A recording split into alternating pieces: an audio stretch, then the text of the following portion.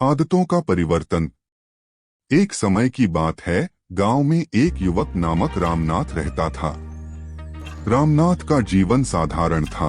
वह दिन भर गांव के कामों में व्यस्त रहता और शाम को अपने घर वापस आकर अपने पिता के साथ अपनी आदतों को बदलने का सपना देखता था। रामनाथ की पुरानी आदतें कुछ ऐसी थीं जो उसे उसके लक्ष्यों से दूर ले जा रही थीं।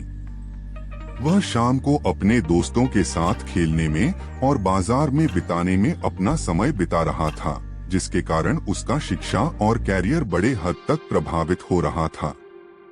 एक दिन रामनाथ ने एक वृद्ध आदमी से मिला, जो गांव में एक प्रसिद्ध गुरु था। गुरु ने रामनाथ के साथ वार्ता की और उसे उसके लक्ष्यों के बारे में चिंतित होने की सलाह दी।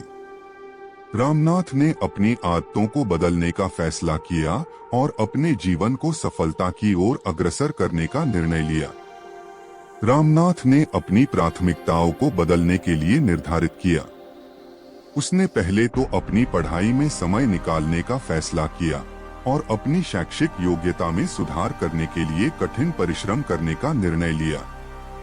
रामनाथ की नई आदतें उसे धीरे धीरे सफलता की ओर ले जाने लगी।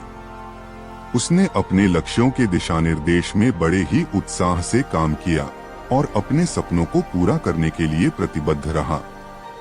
रामनाथ की नई आदतें ने उसे उसके लक्ष्यों तक पहुंचाया। वह अपनी पढ़ाई में प्रथम स्थान प्राप्त करने लगा और अपने विचारों को अमल में लाकर एक उत्कृष्ट शिक्षा विद्यालय में प्रवेश प्राप्त कर लिया।